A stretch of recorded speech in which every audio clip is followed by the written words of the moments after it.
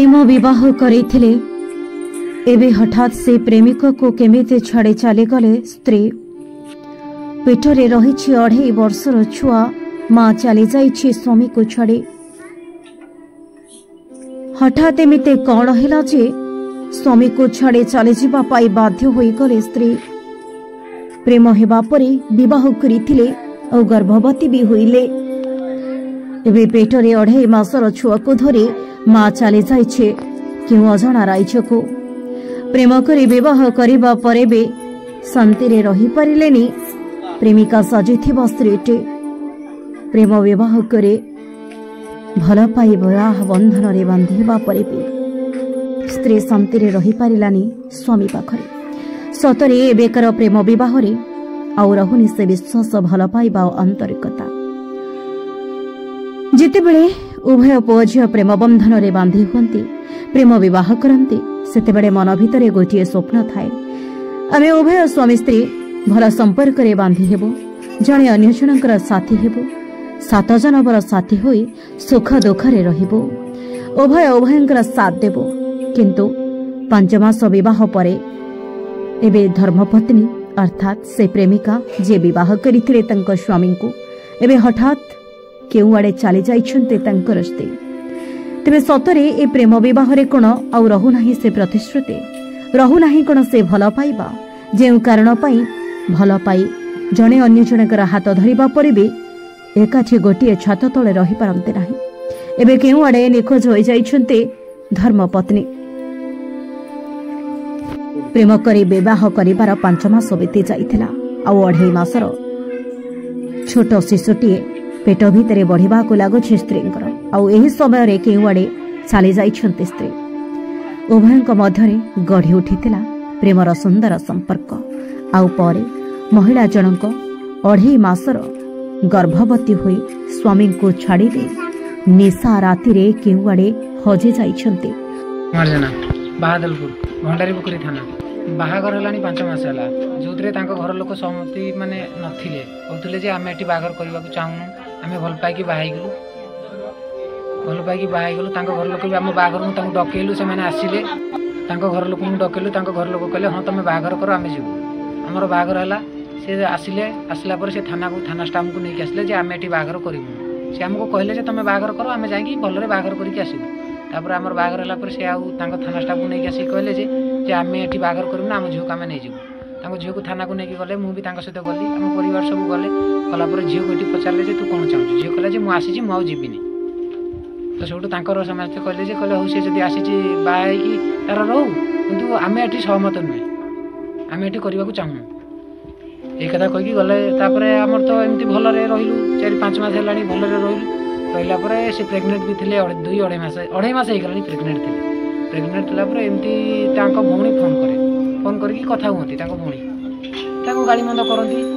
गाड़ी मंद कला पर आमे से जेहेतु संपर्क भांगी जाइछि आमे गड़िया को चाहू जे गाड़ी मंद करछंती तो बुझिबे आज न बुझिछंती काली बुझिबे।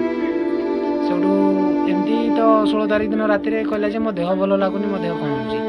सेडू मु कहली जे प्रेग्नेंट अछ काली राति पाले मेडिकल नेकी जिबी 1:30 राति रे कहले से राति पाले मेडिकल नेकी जिबी टेस्ट करके आसीबा। तांको डंडिस हेतला डंडिस भी झड़ा जाउतला। तापर एमती राति 1:30 बेले परिस्रा उठला पर फेरे राति 2:30-3 बेले उठला बेलू से आउ खोजाखोजी करछु। तो से दिन ठार हमर खोजाखोजी चलछि। तांको ना तो होछि मीरा रानी जेना, तांको बापा का नाम मंगली चरण जेना, आउ तांको घर होछि आगरपड़ा महुदा अडालबंक पोस्ट आज्ञा सोसो थाना सड़ा पंचायत। भद्रक जिला भंडारी पोखरी थाना बादलपुर ग्रामर गौरांग जेनांकर पुओ प्रकाश जेना, केन्दुझर जिला सोसो थाना मौदा ग्रामर मंगली चरण जेनांकर झियो मीरा रानी को गत 5 मास पूर्वे प्रेम विवाह करथिले। विवाहर किछि मास न जाउनु ससुर घरे हस खुशी कटिबा बोली तांकर सुखर परिवार कटुथला भलरे मध्य रहिथिले। 2.5 मासर गर्भवती मध्यरे एमिति कौन हैला जे हठात क्यों आड़े गायब होई गले। बादलपुर भंडारीपुर थाना घटना कौन है से घर छाड़ी पलि जाए मो बो कौन केमिति गले से तो कहला मत औषध होता आमे से भाविनु औषध औषध करके नहीं आमे तो जाननु राति 2टा खंड बेलू से जाई 2 मासरे गर्भवती थिला तार पड़े बाघर घरे होता बाहर 5 मास हो गलानी झीर ना हूँ मीराणी जेना मौदा घर मौदा ना ना प्रस्ताव पड़े प्रेम कौन आउ देख आम तो खोजुचु पाऊनु आ कौन कर